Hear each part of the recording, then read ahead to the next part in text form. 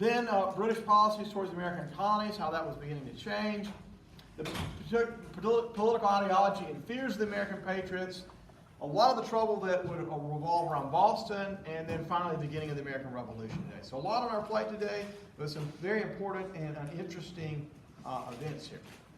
Now, for coming up in the class, on Wednesday we will have a participation activity on Unit 4, that's Chapter 5 in your textbook, and the readings associated with that that are in D2L. So make sure you have those read and available to you when you come into class on Wednesday. Also, as a reminder, our first exam, which will be in class, you'll have the entire period for this. We'll cover everything we've covered in the semester so far, chapters 1 through 5, units 1 through 4. That will be on next Monday, February 19th. The format of this is 50 multiple choice plus some possible bonus questions. You will need a Scantron, number 2 pencil, and a piece of paper for this. So go ahead and get those. Put them aside. That's what you'll need to take the exam. I would highly urge you to begin studying. Be heavily based off your notes. So if you're missing notes, I would encourage you to get a copy of another classmate, right? So now's the time to start getting that in order. Don't wait till the night before to try to study and figure all this out, right? So I would encourage you to start studying now. Also, a related note for this unit, for this chapter, this unit's on Chapter 5.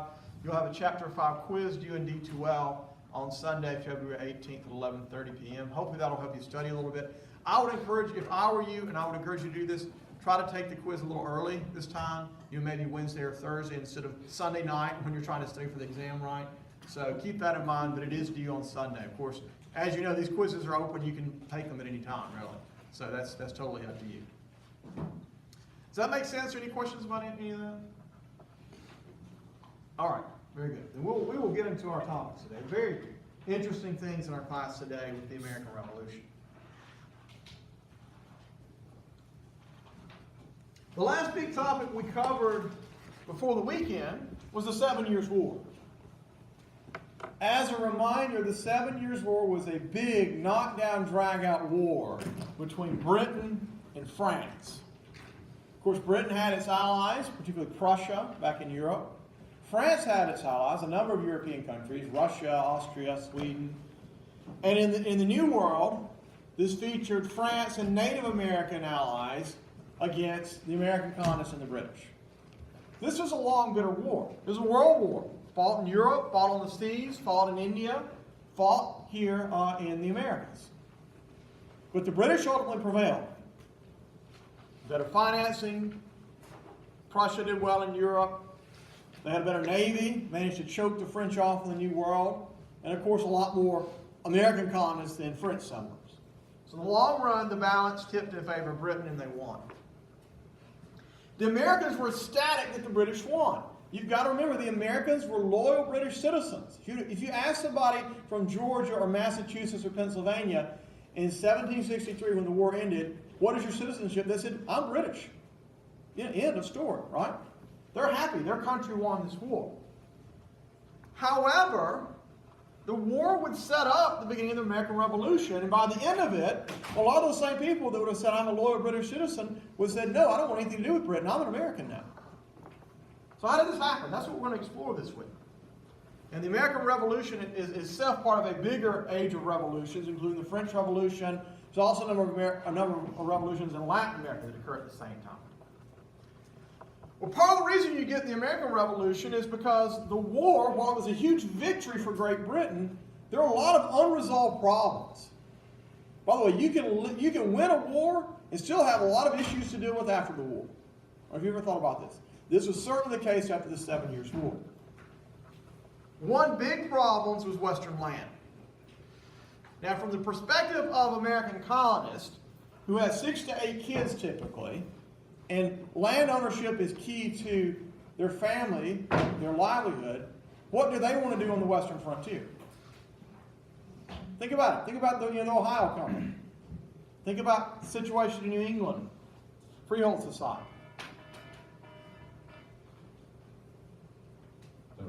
They want to expand, excellent. So they want to move out of the frontier and get more land.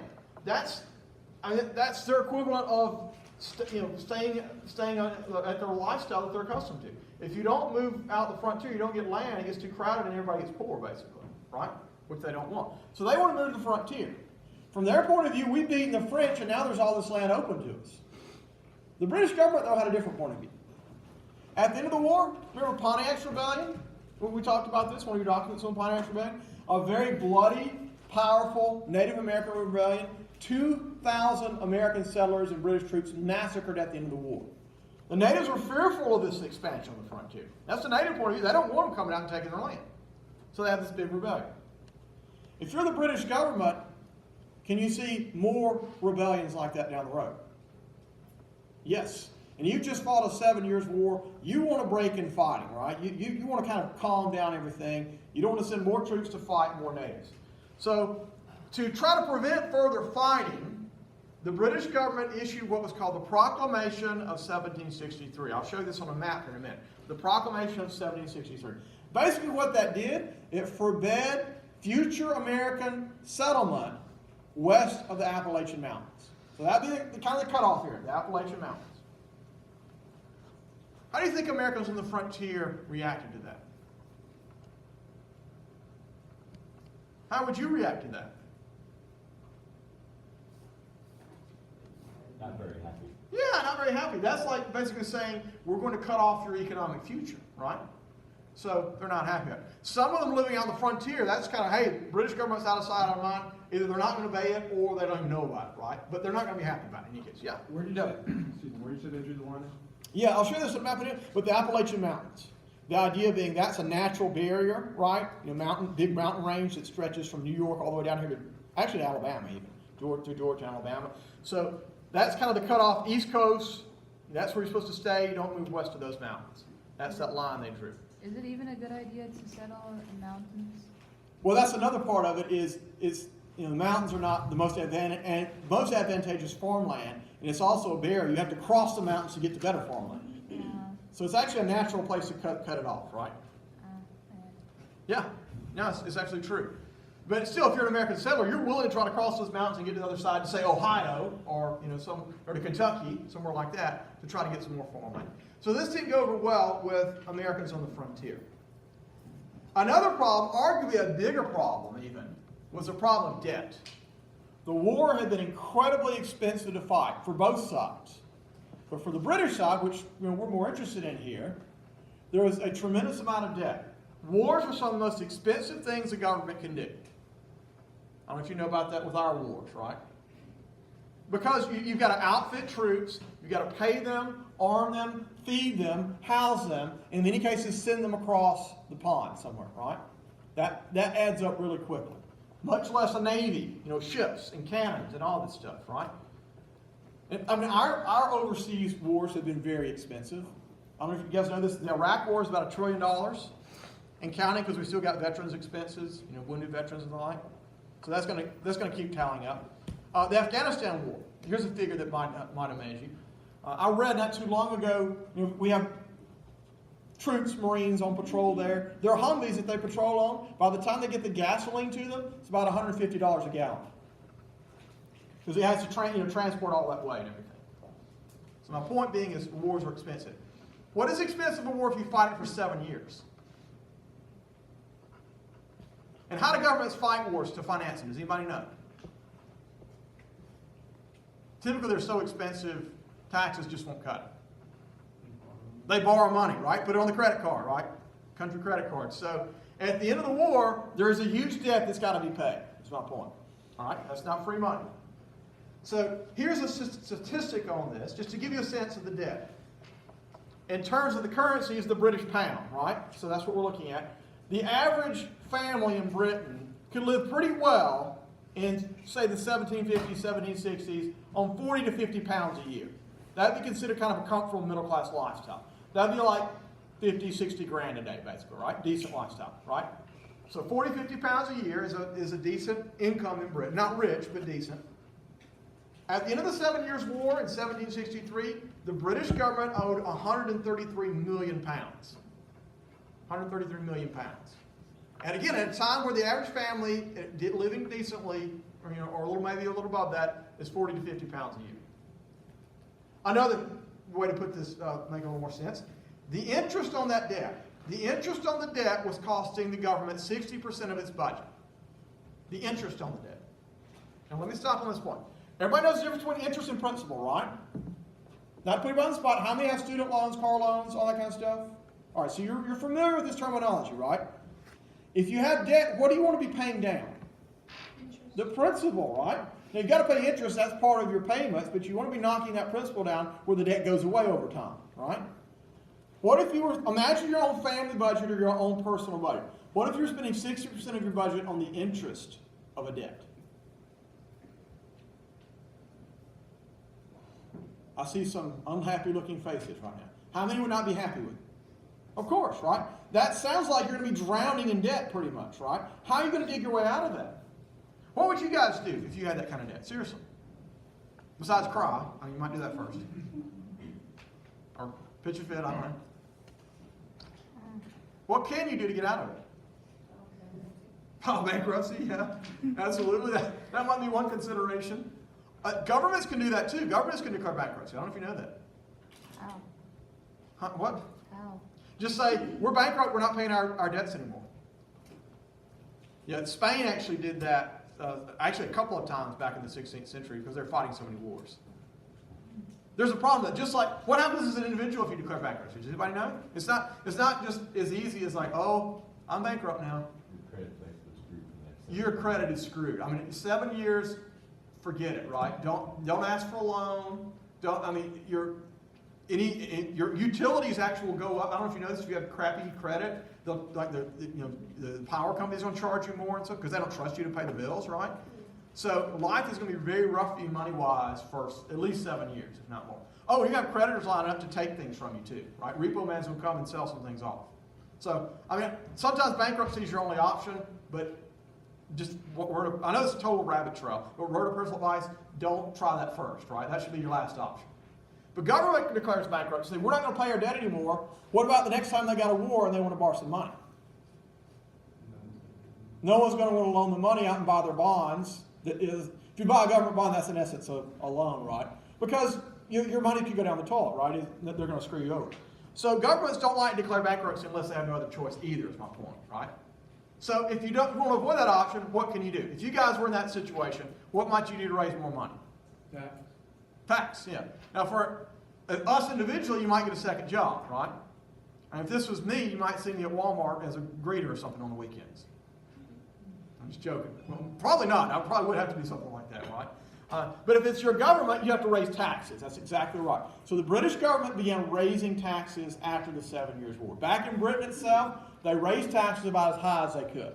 And particularly the taxes fell very heavily on the poor, by the way. You can cut expenses a little bit, but you've got to raise some more money. So they raised taxes. Still, this wasn't enough. This didn't totally get them out of the debt they had, the problem. So the British Parliament naturally said, well, we need to look for more revenue. And the first thing they started thinking, what about the American colonies? Think about it. The war in part was fought to protect them. We sent troops across the ocean to protect them as the British Parliament's point of view. They haven't been paying much in taxes, so why not tax them? So that was the next thing the Parliament started looking to. So they began to look to make some changes to how they govern their empire, because they had salutary neglect, right? They've kind of left them alone. And now they're looking to rein that in.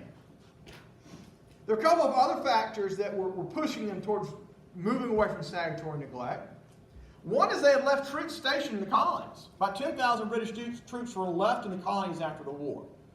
They thought, well, what if the French come back? Or what if we're attacked by the Spanish? Or there's a Native American vote? We need some troops there in case there's trouble. Well, those troops cost money.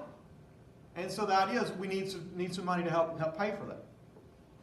Also, the new king at the time, he came to power in 1760, was King George III from the House of Hanover. He was a little more authoritarian, a little more heavy-handed. He also wanted to hook his friends up with government jobs, and that would mean, naturally, creating jobs in the colonies, government jobs. This is also a time where the British elites looked down on the Americans and thought, well, they're kind of second rate compared to us, and maybe they need some more oversight from the other countries. So all these factors were leading the British to take a more active role, so to speak, in American affairs that they hadn't before. You know, they want money. They think maybe they need more oversight. You've got a king with buddies that need jobs, and so forth. So here's a map of all this, if you guys were wondering what I was talking about earlier. So this is kind of a before and after of the 7 Years' War. So here's a before. Here we go. So remember France, New France was this territory here in purple. Most of the settlers living in Quebec with some scattered trading settlements along the Mississippi Valley River, a lot of Native Americans. In green is the American colonies here on the eastern seaboard. Of course, the French lose them. So afterwards, the British get almost all French territories, but they put down this proclamation line to try to say, American colonies, you're not supposed to go west of that line, the Appalachian. So since a couple of you are asking, and here's a closer map of this. Proclamation line is from New England, because the Appalachians go way up there, all the way down through New York, Pennsylvania, Virginia, the Carolinas, and even to Georgia. So this cut off, or supposedly was supposed to cut off settlement. And here in green are the heaviest areas of settlement. But that's growing when you have all these children and immigrants coming over. So they're going to hit that line pretty quickly and want to go over. And that's going to create some friction. So, British are doing some things off the bat the Americans aren't going to like. And to be more specific, between 1763 and 1765, the British started enacting several concrete policies that will bother the American colonists. The first has to deal with what's called the Sugar Act. Sugar Act. Remember I talked about how sugar was such a very popular commodity? I mean, wildly popular in Europe. They had sugar revolution. All this sugar being grown in the Caribbean was worth a lot more than what the American colonists were producing. Well, the American colonists bought sugar too. However, the American colonists had been engaged in a whole lot of smuggling. There had been a tax on sugar. The molasses tax was 1733. But most Americans didn't pay the tax. Smugglers would get around the British tax officials, or in many cases, they actually bribed the tax officials to look the other way where they could smuggle goods in, the sugar. Well, the British realized at the end of the 7 Years' War that the molasses tax of 1733 was not being enforced, this tax on sugar, the molasses tax. So they passed a new Sugar Act in 1764. So here's what they did. The Sugar Act cut the tax on sugar from the molasses tax. It cut it in half. However, they made sure they're going to enforce it. In fact, they raised the pay of tax officials so they would be less subject to bribery. Well, I don't know if you guys know this, a little side note, but just FYI. In a lot of third world countries, there's a huge problem with corruption, government officials. Part of the reason is they're paid so poorly. In some countries, if you're a policeman, unless you take bribes, you're not able to feed your family. So if you stop someone and they're willing to pay you instead of pay the ticket, you can put some money in your pocket. One way to prevent corruption is to raise the salary of a government official. They don't have to get wealthy, but such that they're not worried about starving to death, right? That way they'll be less tempted to take a bribe. So the British raised the salary of their tax officials to cut down on bribery, and they passed a Sugar Act that cut the tax in half but said they would enforce it. Another way to cut back on smuggling is they created a whole host of courts. And these are naval courts, military courts, called Vice Admiralty courts, run by the British Navy. Because smugglers are by boat, right? So it's the Navy that's going to enforce all this. So if you were accused of smuggling, you could be hauled before one of these Vice Admiralty courts and put on trial. And this really alarmed some American colonists, in Boston particularly. A lot of Boston merchants were engaged in smuggling. A very famous one we'll come to later, John Hancock, a very wealthy American merchant out of Boston, who was making a lot of money off smuggling. Well, why this alarm colonists? Well, a traditional right as a British citizen had been trial by jury. And this goes back to the Middle Ages, the Magna Carta, trial by jury. If you were charged with smuggling, which would you rather face, a jury of your peers or a military court? Jury of your peers, right? They're likely to be fair and more sympathetic and less stringent on it, right? So this really alarmed the Americans, seeing this is taking away our rights and is making things hard. But think about it though. They're cutting the tax in half, they're just going to enforce it. Still, now you're going to have to pay, right? So it's a change.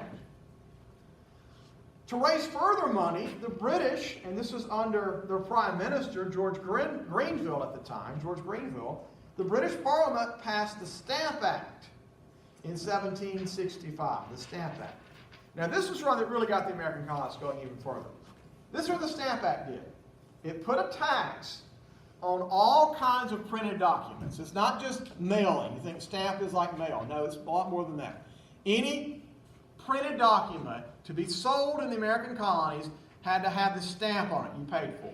So if you had a will or a deed or a legal contract between businesses or a diploma if you graduated from college, or even like dice and playing cards had to have a stamp on it. A newspaper, another thing, had to have a stamp on it.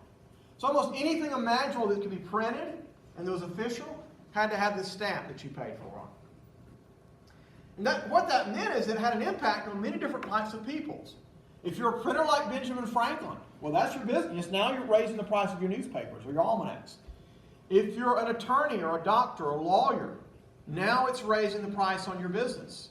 Or if you're a planner, remember the gentry down in the South, and you're dealing in business. So this really affected a lot of people. By the way, I don't know if you guys know this, most lawyers spend their days dealing with business documents, right? Not in court, but that's what a lot of it is. But if you're dealing with like a will or a deed or any kind of legal contract, you got to have a stamp, right? So that angered a lot of different types of people across the board in American society. Now, to further offset military expenses, the Parliament also passed a quartering act in 1765. Does anybody know what quartering refers to? We talk about military troops? Yeah, staying with people. That's to provide them lodging, right? And what this is going to mean is staying in people's homes to provide. So, in other words, instead of the colony paying, instead of the military building barracks, they might actually go stay in people's homes for free. That's like you're paying taxes. How many of you would like troops to move into your home? Take a bedroom or two. You might get assigned somebody. Yeah.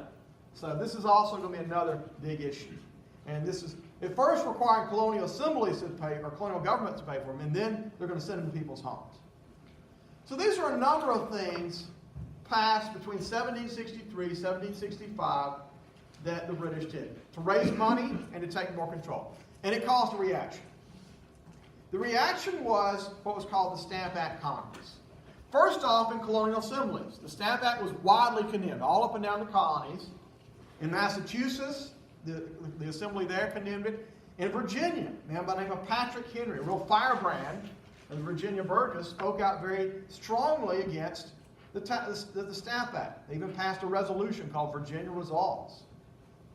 And the Stamp Act caused the colonies to begin to unite against it. In fact, the first early unity among the American colonies was over the Stamp Act.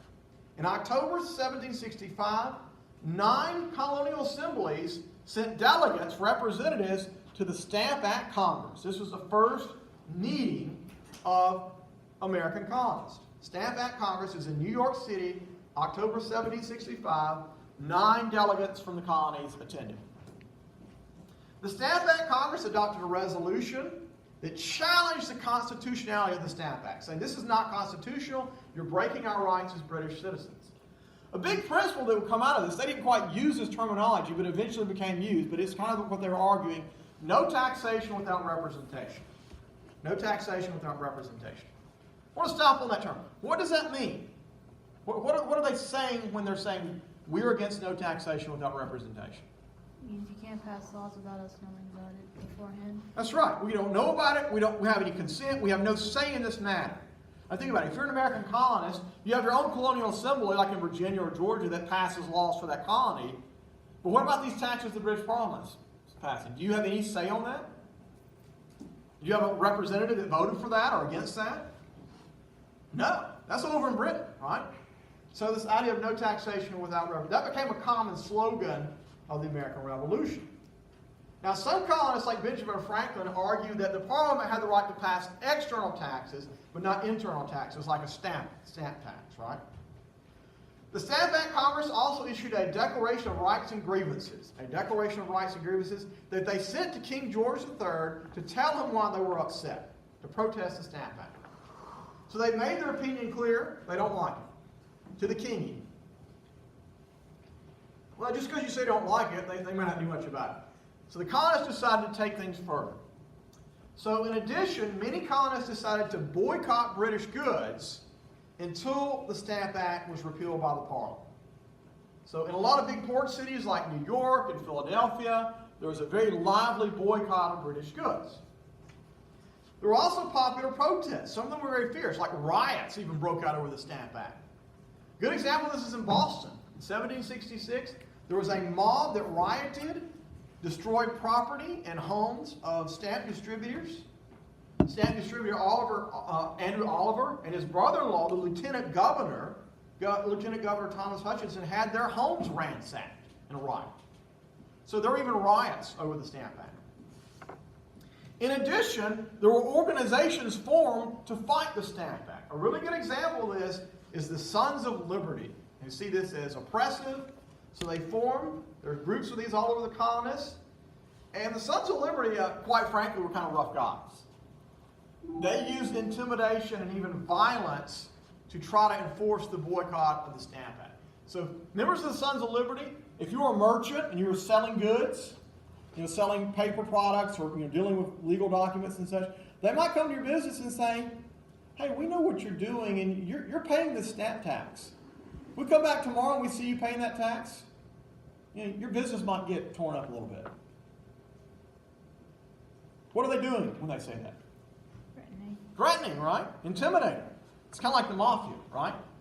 You need to pay us a little to the side or we're going to come back tomorrow and, something might happen, right? So this is intimidation. In some cases, they use violence against tax collectors even.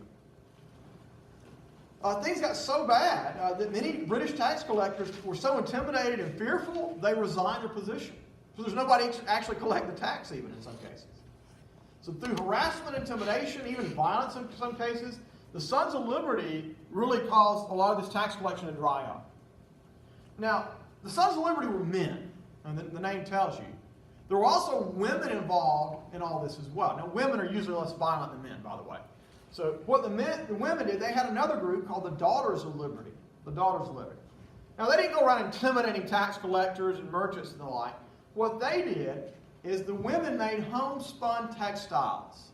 So, homespun textiles. So, how many in here maybe have a grandmother or an older female mother? My grandmother's big is, who's big into quilting?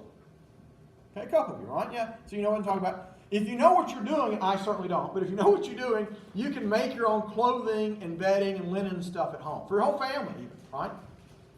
What these Daughters of Liberty did, instead of buying them British-made textiles on the market, they started making it all themselves. That way they could boycott British goods.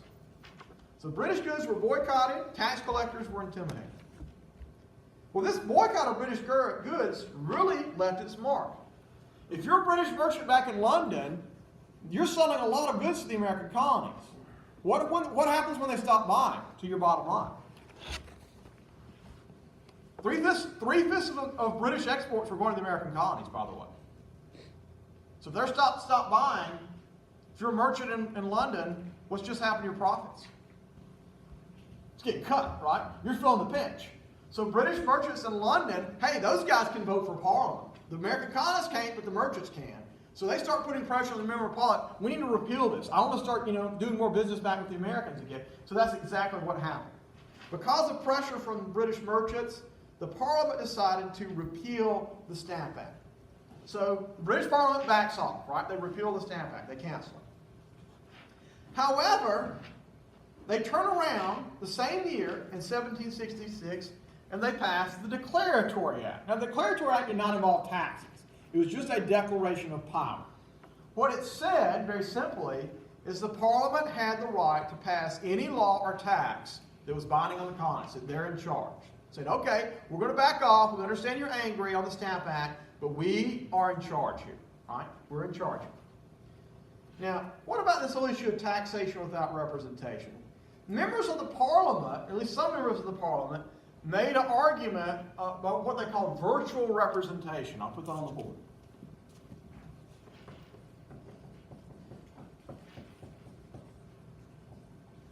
Oops.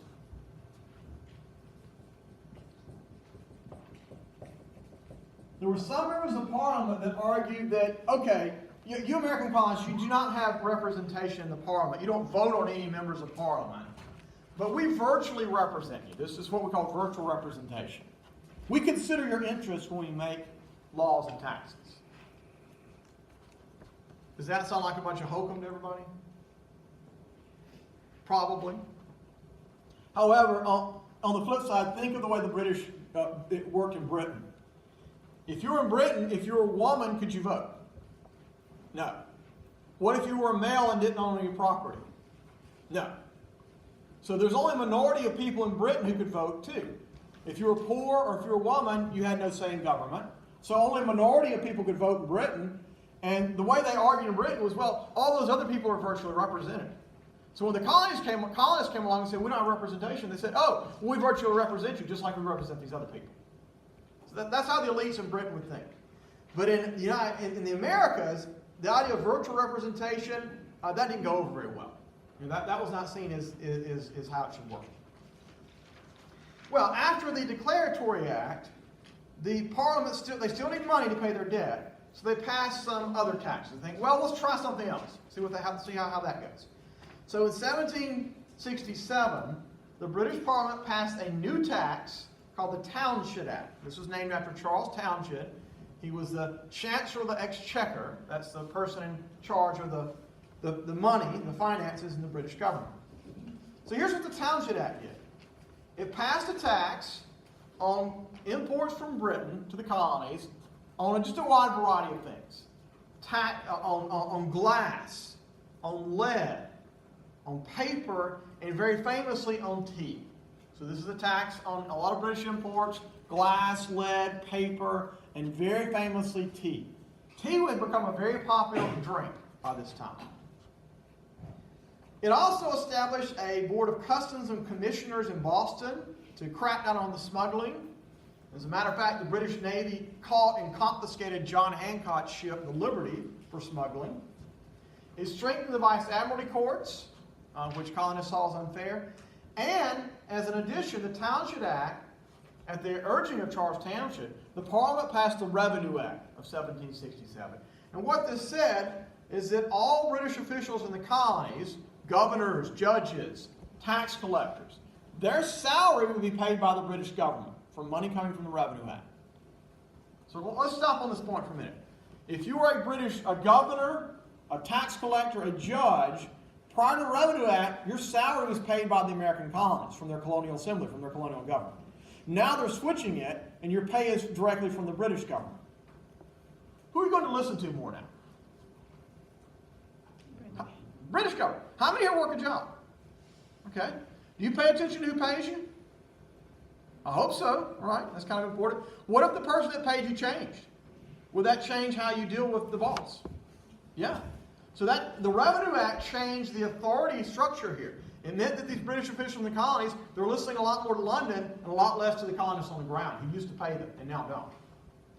So it's very clear that the British are going back on this salutary neglect, even more so.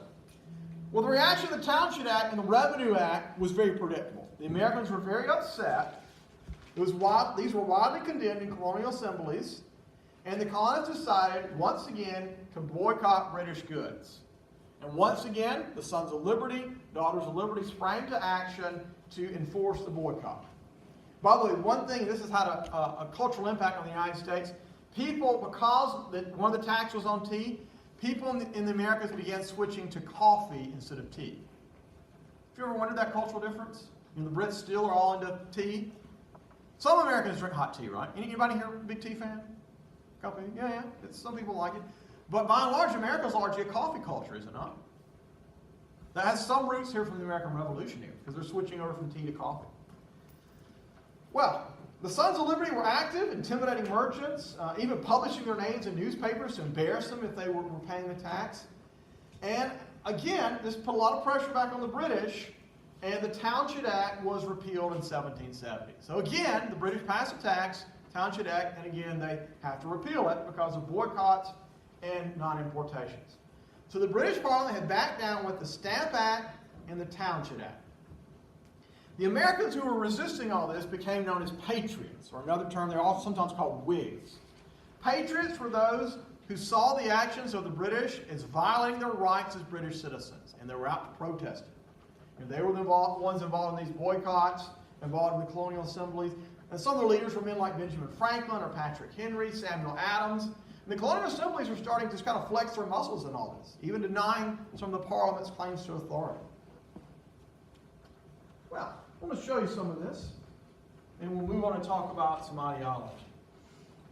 All right, so here's some key figures in Boston. Boston was a hotbed of smuggling. A lot of merchants out of Boston were involved in smuggling, and naturally they do not like vice admiralty courts or crackdown on smuggling or taxes and the like. They're trying to avoid all this. So John Hancock on the left, a very wealthy merchant with one of his ships, the Liberty, was even impounded because of smuggling, and Samuel Adams on the right, who would also, both of these men would become ardent patriots over time. And key in the American Revolution. John Hancock, will come to him later. He will be one of the men who signed the Declaration of Independence, and he signs it in very large letters. You might have heard the expression, sign your John Hancock? It means to sign it boldly. That's what he would do. Famously, he said, I want to make sure the king can read my signature. Large letters. So, anyway, this is where these guys are getting upset. Now, some of this was not just the wealthy, merchants and such in the Americas, but also ordinary Americans were upset about these taxes, and so there were even protests and riots over this kind of stuff. So this shows some of this, and this is just common behavior, common reaction. In the colonial assemblies, these actions the British took were widely condemned. This shows Patrick Henry, a very ardent patriot in the Virginia Burgess, condemning the Staff Act in 1765. Patrick Henry was just a very passionate patriot, as we'll see, kind of a radical. All right, any questions so far? Hope this gives a few examples, very key examples of what the British are doing and how the Americans react. So, before I go onward, I want to spend a little time exploring the political ideology and the fears of American patriots. So here's the thing. I've talked about the Stamp Act, the Quartering Act, the Tangent Act, the Revenue Acts. Why did they cause such a fury in the colonies? Why did they cause such a reaction? I mean, if you have a government, it needs money. Governments can't run without taxes. And that's just common sense, right? So why are they so upset about this? Why do they protest? Why do they boycott? Why do they make threats even? Go ahead. I was just saying, well, the value of they haven't had to deal with the government. Yeah, that's a big part of it. Yeah, that's a big part of it. Absolutely. And another part is that they had a certain worldview or political ideology in which they felt like what the British were doing were violating their liberties. So they think they're loyal British citizens. Their liberties are important, and they fear losing. They fear certain things can trample on their liberties. Now, some of this came out of the Enlightenment. John Locke, a very famous English political theorist, wrote about that we have natural rights. And he wrote that the government should protect our liberties, among them life, liberty, and property.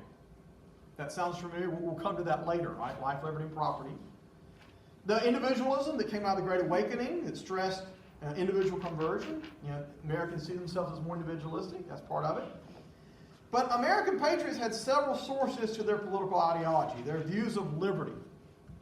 One was British common law. I mean, they considered themselves loyal British citizens. And in British common law, to give you an example, you have the right to trial by jury.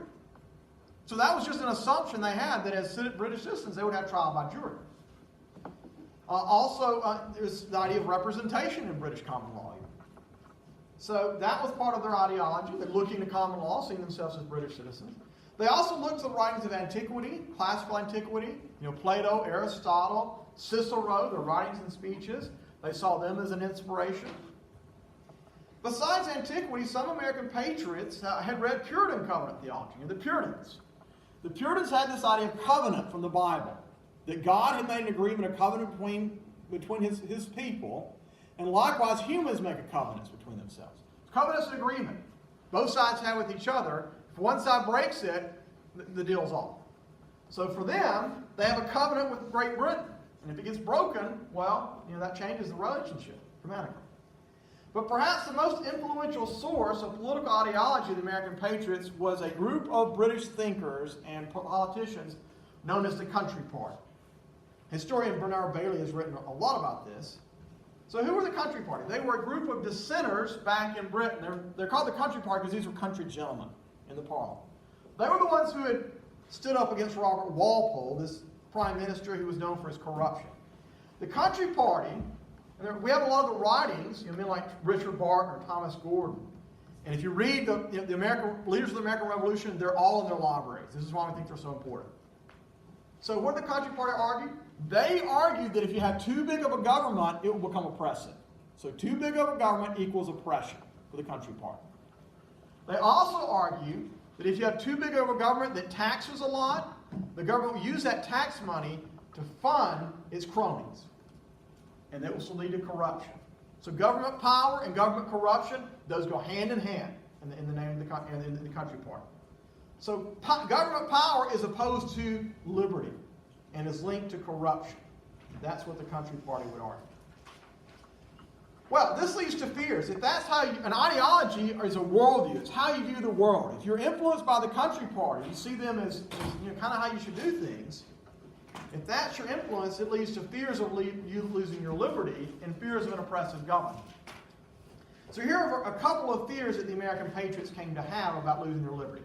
First, luxury and corruption.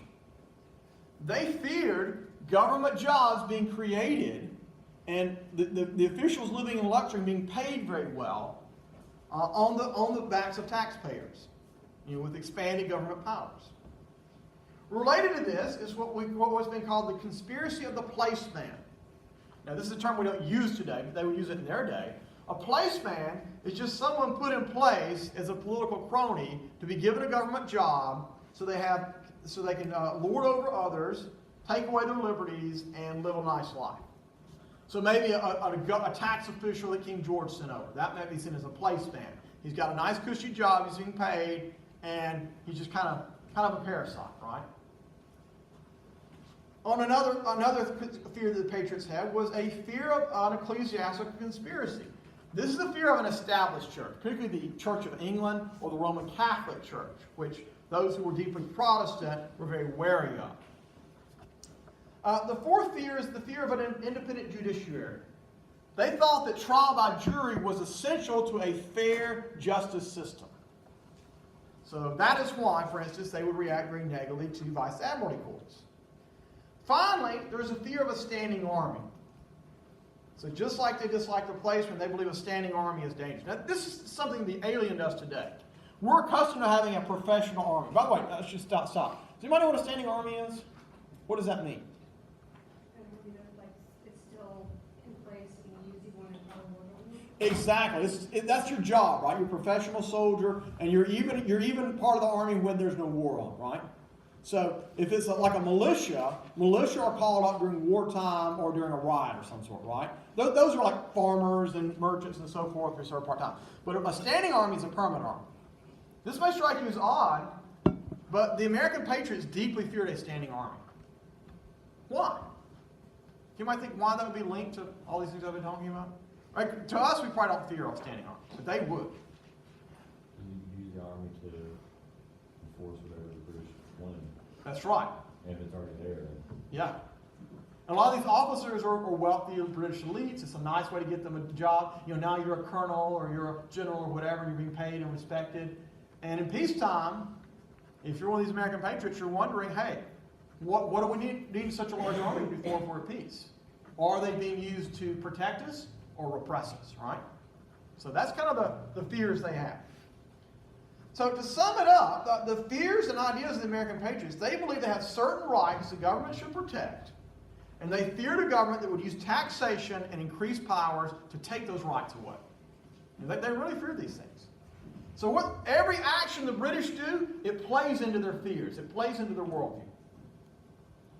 Now, the ideas of the American patriots spread in the colonial press. Newspapers, for instance, in the 1760s, 1770s, newspapers were commonly printed across the colonies. They were sold. They were often read aloud, like in a tavern or a public meeting. If somebody might read aloud to a larger crowd, they were passed along. So newspapers were one way that ideas of the patriots spread. Another were political pamphlets. political pamphlets. And these were small little booklets, that dealt with the political issues of the day. They were also spread, very cheaply printed, and widely spread all throughout the colonies. They could be carried. You could put it in your pocket, read it, pass it on to a buddy, or read it aloud at a tavern, and then give it to the next guy. So pamphlets, just like newspapers, were widely circulated. Well, before I move on, just a way to think about this a little further, and this is also related to the issue of salutary neglect that's been brought up here. I want you to imagine a scenario for a minute. You guys can probably imagine this. Imagine you move out from your parents' house, you get your own apartment. Some of you may be doing this already, right? You're still part of the family, you still see them on a regular basis, but you've moved out. You live that way for a couple of years, you come and go as you please, you work a job, pay the bills, all that. And then one day, your parents start coming to your place a lot more. Start ordering you around, saying, hey, you need to pay me a little money. We're kind of hard up. Or, you got dishes in the sink, you need to clean those up. Or you're coming in too late at night. Why don't you come in a little earlier? Think about that for a minute. All right, let's do a think, pair, share activity on this. I want you to think about it for a minute. How would you react? Imagine your own parents doing that.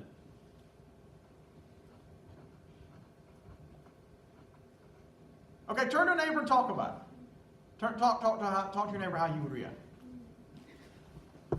This is illustrates salutary neglect, right? So pretty much I would just, I don't know, stand up for myself. Oh my, I'll be really irritated, but at the same time I'm gonna do it because I have that respect for my parents. But yeah, I'd be just doing it grudgingly, be like, okay. Yeah.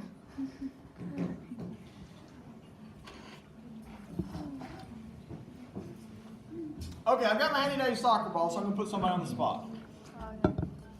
I used it a long time ago, right? I've used this with you guys, right? Yeah. Okay, good. It's been a little while. If I were to volunteer, can I just throw it out? Oh, okay. Yeah, the question is, how would you react if your parents did that, right? Well, You've been living independently in your own apartment, now they come in and start telling you what to do. well, to be honest, I'd be a little annoyed, but I would still do it because they're my parents. I still have that respect for them. Okay. Would you maybe say something to them at least, though? Sometimes uncomfortable conversation, right? Yeah. Yeah. I just, do it under my breath, be like, well, okay. Okay, yeah. It depends on your parental relationship, I guess, right? Yeah? Yeah. Okay, understandable. You throw it at somebody else? Your choice? Oh, See where it that goes? was a bad throw. Yeah, so when I do these, if you're in the back, sometimes it does have a tendency to roll in the back. So. Okay, so next person. How would you react? That scenario I just described. Honestly, I'd probably just look them in the eye and be like, my house, my rules. So that's the kind of relationship that I have with my parents. I can talk to them like that and they know that Yeah. there's no disrespect. We're just joking. Yeah. Yeah, it would probably annoy me. You might at least protest, right? Yeah. Okay. Fair enough. All right. Throw it at somebody else. Get at least one other response. Your choice. You can put them on the spot. Hit a laptop. Oh, I guess that's true. It doesn't hurt, though. I've had students hit in the head before in class. If you're asleep, it'll wake you up. That's the hope. Okay. I wouldn't do it. Wouldn't do it. Okay. Just say no, right? Yep. Okay. Anything, make it worse. So you can see how this leads to some escalation, right? Okay. How many would agree with that sentiment? Wouldn't do it. Okay. Very common reaction. So can you see how every time the British are going to do something, it plays into Americans' fears, their ideology, and their sense of salutary neglect too. That we're part of your family, but we've been doing our own thing for a while, right? Yeah. It's a lot easier if you maintain rules the whole time, and then if you slack off and then try to go back on them, because that's what the British were doing. They've been slacking off for a long time, and now they're going back. So, all right, we can throw it back. Or you? Yeah, to me. Yeah, I think that's good. Okay, so I mentioned all this. One thing to sort of remind you about this, a lot of British policies were shaped by an earlier prime minister by the name of Robert Walpole. He was actually the first British prime minister. But he was also known for corruption, for creating a lot of government jobs so that his buddies, his cronies could have a position. This is called the placeman right, putting somebody in place, have a salary. There are even, there are sometimes jobs you would create where you didn't really do anything, you just showed up and got a paycheck, basically. So the Country Party in Britain, these are the opposition to Walpole. They wrote against this, and in their view, increased government power, increased government taxation naturally leads to abuses, to luxury, to corruption, and to the erosion of liberty. And the American patriots ate that up. Again, historians have looked at the libraries of the leaders of the American Revolution. Their top reading lists were the Country Party, those who wrote against Walpole. All right. So to move along here to a real hotbed of dissent, patriot dissent, Boston, Massachusetts. Major port city. The first bloodshed of the American Revolution, and where things really got hot, would be the city of Boston. The first episode of bloodshed, so far we've just been talking about protests and arguments over taxes and the like, and repeals and back and forth. But the first bloodshed occurred in Boston in 1770. This would be known as the Boston Massacre. I'm going to show you this in a little bit. You might question the term, whether that's an accurate label for what happens here. But here's what happened. On March 5th, 1770, there was a mob of people in Boston that formed. They were upset with British soldiers stationed in Boston. There's a contingent of British troops in Boston. The mob began taunting a group of British soldiers, troops. There was a gathering of British troops. They began throwing things at them, snowballs, ice, rocks, even oyster shells. And reportedly, one soldier was knocked down with a stick. Now, kind of word to the wise, it's not a good idea to throw things at men who have guns. So there were a lot more colonists than soldiers, by the way, which caused the soldiers to get really fearful for their lives. They might get really taken out. So why were these colonists mad? Why are they so upset? Well, one big reason is Boston was the center of patriot radicalism, so they naturally resented the soldiers for political reasons. But also, these British soldiers on the side, while they were not on duty, had been working dock jobs. And they would work them for cheaper than the American workers. So imagine you're a working class blue collar guy in Boston. A dock job, unloading, loading cargo on the ports is a pretty good job for you. Now these British soldiers come along, you think they're taking your liberty away, and they're working the jobs that you need for your livelihood at less salary than you are. What are you going to think about that? You be your best buddies? No, you're going to dislike them very heavily. So this mob formed and began taunting them. You can imagine the insults between these two groups back and forth. The mob was throwing things at them. The soldiers panicked because they were so outnumbered. We don't know exactly what happened, but things did not end well. One soldier eventually fired into the crowd, and others followed. Probably what happened is, they were being pelted by the crowd, basically. And one of them, eventually opened fire. When the smoke cleared, and there was smoke, this was before they had gunpowder rights, so anytime there's gunshot, there's going to be smoke. When the smoke cleared, 4 colonists were dead, including, by the way, Crispus Attucks, who was an African-American who had escaped slavery and was trying to make his life in Boston. So 4 colonists are shot in what is dubbed the Boston Massacre. Now, the reality is this was both, this was kind of a mob thing. And it was, in many ways, an accidental shooting. The British soldiers that were put on trial, they were defended by John Adams, the cousin of Sam Adams, an ardent American patriot. John Adams was a prominent lawyer in Boston. He was convinced that these men were not guilty. Can you make the case that they're not guilty, by the way? John Adams was clearly convinced they were not guilty. Yeah, things happen. If you throw things, you keep throwing things and taunting a bunch of soldiers with guns, don't be surprised if they get scared if they're heavily outnumbered and eventually one of them shoots, if they're scared for their lives. John Adams argued these men were frightened for their lives. So this is just a tragic incident, basically. So actually, when the trial went down, Adams, a prominent lawyer in Boston, defended them, and he was a good lawyer. They actually were found not guilty, and they were let off. Well, this really outraged some patriots in Boston, and they began to call this a Boston Massacre, that these soldiers massacred these poor citizens in Boston, and that this was an episode of British bloodshed, real oppression. In fact, Paul Revere, and I'm going to show you this in a minute, Paul Revere was an engraver in Boston. He was an ardent patriot himself. He would produce an engraving 3 weeks after the Boston Massacre that would give a very different depiction of events. He was not actually there when the events happened, but he would give his own interpretation, a very radical patriot interpretation. But this engraving was spread across the colonists. They didn't have photography. That's how people saw it.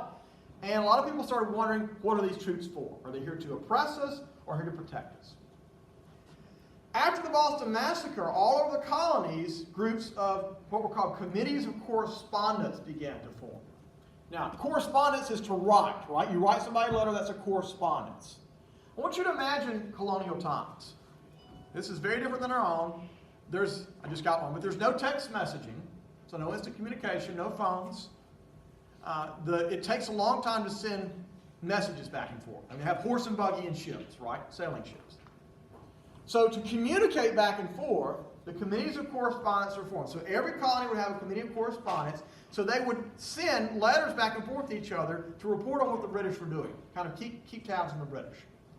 They also formed committees of inspection to keep tabs on merchants and keep the boycott going. So the colonists were trying to work together and to communicate closer together.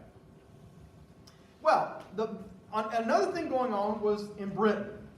In May of 1773, the British Parliament passed the Tea Act. The Tea Act. And this was an act of Parliament that reduced the tax on tea. Remember, tea was taxed under the Townshend Act. Townshend Act had been repealed, but they kept the tax on tea. So the Tea Act cut the price on tea. The reason they did this was to help out the British East Indies Company. This was a British company that imported tea from India, sold it to the American colonies and other places. The British East Indies Company was struggling financially. So the Tea Act cut the tax on tea to help out the British East Indies Company. Now, if you're a patriot and you're, say, in Boston or Philadelphia or New York or down here in the South in Charleston, and you heard the Tea Act just cut the price on tea, what might you think was the purpose of this? They say it's to help the British East Indies Company, but what might you think is really going on?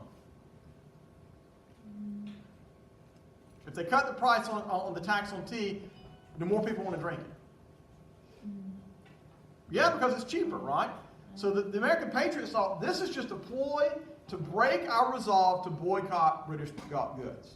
So patriots all across the colonies in these committees of correspondence began to correspond and say, this is a ploy, getting angry. In fact, they began to communicate back and forth to each other over the importation of British tea into their ports. In Boston, New York, Philadelphia, Charleston. In Philadelphia, the Sons of Liberty stated that any merchant that sold British tea was an enemy to his country, and they threatened to tar and feather people who sold tea in Philadelphia. I'll stop on this point. Does anybody know what tar and feathering is? I'm going to show you this here in a minute. Does anybody know what it is? No? You heard the expression, right? Tar and feather somebody. What they would do is they would take, and say a merchant selling tea, which they're trying to boycott, or a tax collector. They would take them, seize them, put hot tar on their body. See, that's going to be painful. Then they're going to dump chicken feathers all over them. So make them into a human chicken costume and run them out of town. What's the purpose of tarring and feathering? Oh, it's utter humiliation. I mean, this is like one of the most humiliating things you can do to somebody. And peeling all that tar and chicken feathers off is pretty painful too. Imagine like hot glue being poured on your body, right? Actually, the accounts of this is people that were tarred and feathered would typically scream and yell. It's so painful. And it's utterly humiliating. So, and Sons of Liberty threatened to tar and feather people in Philadelphia who sell the tea. Well, in Boston, one of the committees of correspondence tipped the patriots off in Boston that a large shipment of tea was headed to Boston. So a group of patriots led by Samuel Adams and John Hancock, when the tea arrived, they dressed up like Native Americans to pretend that they were something else. Everybody knew who it was. Before the governor of Massachusetts could do anything about the tea to have it unloaded, the patriots decided to take action. So on December 16, 1773, in Boston, these patriots led by John Hancock and Samuel Adams, they dressed up like Native Americans. They got into Boston Harbor. They seized all the tea, 342 chests full of it, worth 10,000 pounds. Remember, the average British citizens, good, living well, making 40, 50 pounds a year. So 10,000 pounds is a lot of money. They dump it all in the harbor. It's called the Boston Tea Party, where this group of patriots dressed up like natives dumps all this tea imported in. We're not going to pay. We're not going to buy this stuff. We'll show you. We'll just dump it all in the harbor. What does that do to the tea, by the way? Ruins it. Now, you can't drink tea that's been dumped into a harbor full of salt water, right? So it ruins the tea. 10,000 pounds worth of British tea from the British East Indies Company destroyed. Well, from the patriot point of view, it's like we've shown you we're not going to buy your goods. And there were smaller tea parties, by the way, in New York, Philadelphia, and Charleston, but the biggest by far was in Boston. Now let's step back for a minute and look at it from the British point of view. The British would obviously hear what happened in the Boston Tea Party. How do you imagine the British Parliament and King George III reacted to the news of the Boston Tea Party? Angry. Angry, yeah. They lost money from it. Yeah, big money. This is a big important British company that's just lost a whole slew of money. And after they cut the tax on the tea. From the British point of view, they have backed down time and time again, trying to placate the colonists, cut the taxes, repeal taxes, and this is how they repay them. Now, using this parent-child analogy, how would your parents react if you did something like that? And what if you torched one of their cars or something? We could do a little think, pair, share on that, and I'd imagine your parents would be very upset, right? Would they maybe want to take a harder line against you? Yes. And that's exactly what the British government decided. The British government saw these folks in Boston as just a bunch of spoiled brats, malcontents, who were being treated too kindly, too light-handed. So the British Parliament, in June 1774, they passed what is called the Coercive Acts. The colonists will call these the Intolerable Acts because they will hate them so much. They call them intolerant. So here's what the Coercive Acts do. They're intended to break Massachusetts, but they will. It was the biggest troublemaker, but all the colonies will consider them pretty bad. The Coercive Act did several things. First thing, it closed the port in Boston until they pay for all this tea. That seems like a fair punishment in a way. Close the port in Boston until they pay for all the tea. So what if you're a Boston merchant? You're doing business in and out of the port. What happens to your business? Shut down. What if you're a dock worker? Is there any job for you to have? No. So they shut the port down until the people of Boston pay the tea to the British East Indies companies. Second thing, they annulled the Massachusetts Charter. They banned most town hall meetings in Massachusetts and greatly enhanced the power of the royal governor. So this is cutting their own authority to govern themselves. Third thing, it said that any British official or soldier accused of a crime in the colonies be tried back in Britain. So let's circle back to the Boston Massacre. If there's another Boston Massacre and soldiers are put on trial, where will they go for their trial? To Britain. Not to Boston in front of a jury, but back to Britain.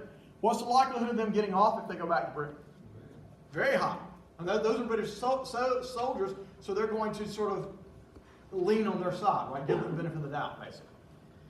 Also, a fourth thing, they passed a new Quartering Act, and this required colonists to house soldiers in their private homes, if it came down to it.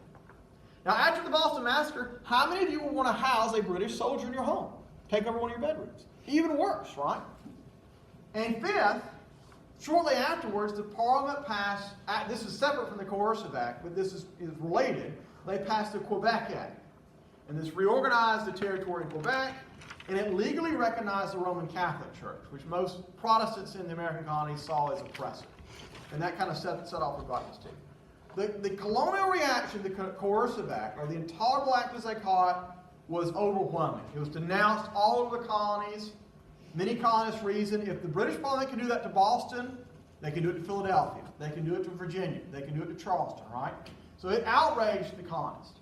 In Virginia, for instance, the House of Burgess, the colonial assembly there, called for a day of prayer and fasting in sympathy with Massachusetts. So it just shows you that all the colonies are saying, hey, if they can pass this against Massachusetts, they can pass it against us. All right. So I mentioned the Boston Massacre. This is an engraving engraved by Paul Revere. We'll talk more about him later. He's an important figure. He was an ardent patriot, a journalist and engraver. He was not at the actual event, but this is his interpretation of the Boston Massacre. I want you to look at this engraving for a minute. Why am I showing it to you? Because it's the radical patriot interpretation, and this is what was printed in the newspapers all up and down the colonies. What does this look like has occurred in the Boston Massacre, as it was called? What does this look like? It does look like a massacre, right? Look at the soldiers. How are they arranged in this particular engraving? They're in formations, it looks like it was organized. Yes, yes. They're in formation. It's like a firing squad, is it not? Like an execution. What is the officer in the back with the sword doing? Yeah, ordering to fire. You've probably seen this in, ready, aim, fire. And he does his sword and they all shoot, right? So it looks like an execution. You've got all these colonists on the ground, you've got blood, and they're dying and dying and all this. Is this historically accurate from what actually happened? No, it is not. This is basically like propaganda. However, and again, he wasn't even there, but if you were in another colony and this is what you saw, what would you think about the Boston Massacre? Would you think it was really a true massacre? Yeah. And the army, you're going to be asking, is this standing army here to oppress us or protect us? And you might be saying it's here to oppress us. So that's one interpretation of this event. And again, most historians see this as frankly kind of propaganda. So a next major event would be the Boston Tea Party. 1775, again in Boston, where patriots seize all this tea, dump it in the harbor. It leads to the Parliament taking a hard line against them with all the coercive acts that I just described. Now, to flip forward, here's the radical patriot, Paul Revere's view of the Boston Massacre. Here is a British cartoonist who's drawing the Sons of Liberty in action. And this is what they were looking at back in Britain on the flip side, right? So this is a tarring and feathering, and this shows them pouring tea down his throat, hot tea. Can you look at some other things in the painting? And if you were back in Britain, what would you think about the Patriots and the Sons of Liberty specifically? Take a look at this engraving. What's going on here? They look careless. Look like terrorists, right? Do these look like nice guys? They look pretty rough, right? What about this poor tax collector? What's happening to him? He's been tarred and feathered, he's got key going down. Yeah. He's ready to be hanged. Yes, very good. In the background is a noose, right? So they might be ready to hang this guy next. I mean, this poor unfortunate fellow who's not had a fair trial, he's just a government official trying to do his job, and this is how he's treated, right? So the British also take a very dim view of what the Americans are doing, just while the Americans are increasingly have a dim view of them. All right. Well, to wrap up, just briefly giving you an introduction about the outbreak of the American Revolution. We'll get to all the fighting in our next class, but I want to give you a little bit of a background. So as you can see, tensions are getting higher and higher and higher every year. Everything that the British do, the Americans react, and mistrust is growing on both sides. They both look at each other negatively. The big issue is not just taxes. All throughout the colony, the big issue is liberty. And who has the authority to do what in government? After the coercive acts were passed, which did all these things against Massachusetts and Boston because of the Boston Tea Party, Patriot leaders called for a big meeting. In 1774, September 1774, this would be the First Continental Congress. It's a meeting of 55 delegates from all the colonies to deal with the coercive act. Because they felt like it could apply to all of it. Now, it applied to Boston, but if the British can do it to Boston, they can do it to anybody. Every colony except for Georgia would send delegates, where the royal government did not allow. Now, the British East Indies, Canada, Quebec, those places didn't send delegates. But the 13 colonies, everybody but Georgia sent delegates, 55 men in all. They met in Philadelphia. Why Philadelphia, by the way? Anybody know? Largest city. It's the largest city, right? Natural port city, the largest city in the colonies. So they met in Philadelphia, and this included some very famous men, some key leaders in their various colonies, Patrick Henry and George Washington of Virginia, Samuel Adams, John Adams from Massachusetts. Now, when they met, the delegates from New England were extremely angry because the coercive act applied to Boston, their main port city. They want to go forward with political union and start getting their militias ready to fight the British. I mean, the New Englanders are ready to fight, basically, right? Now, those in the South and those in the Middle Atlantic colonies were like, we're not quite ready to fight the British yet. And that's a little extreme. They said, let's just do another round of boycotts. That was that reaction of Southerners and those in the Middle Atlantic colonies. In fact, the Middle Atlantic colonies, Joseph Galloway of Pennsylvania, tried to cool things down. He tried to go back to Benjamin Franklin's old model of a plan of union, from the Albany Plan of Union in 1754. He wanted closer colonial cooperation, but still to work with the British government. Well, Galloway had this compromise plan, but his ideas were shot down. So here's what the First Continental Congress did. They passed a Declaration of Rights and Grievances. These condemned the coercive acts and called for their repeal. They also claimed, and this is very key, that only colonial legislators, assemblies, had the right to pass taxes. Now, what did the British government claim in the Declaratory Act? That they had the right to pass taxes. So the First Continental Congress is saying, no, only we have the right to pass taxes on ourselves. The British are saying, no. These are two opposite views. You can't reconcile them, right? And the First Continental Congress encouraged colonies to call up their militias in case trouble was going to happen. They're starting to get ready for fighting. They're not fighting yet, but they're getting ready.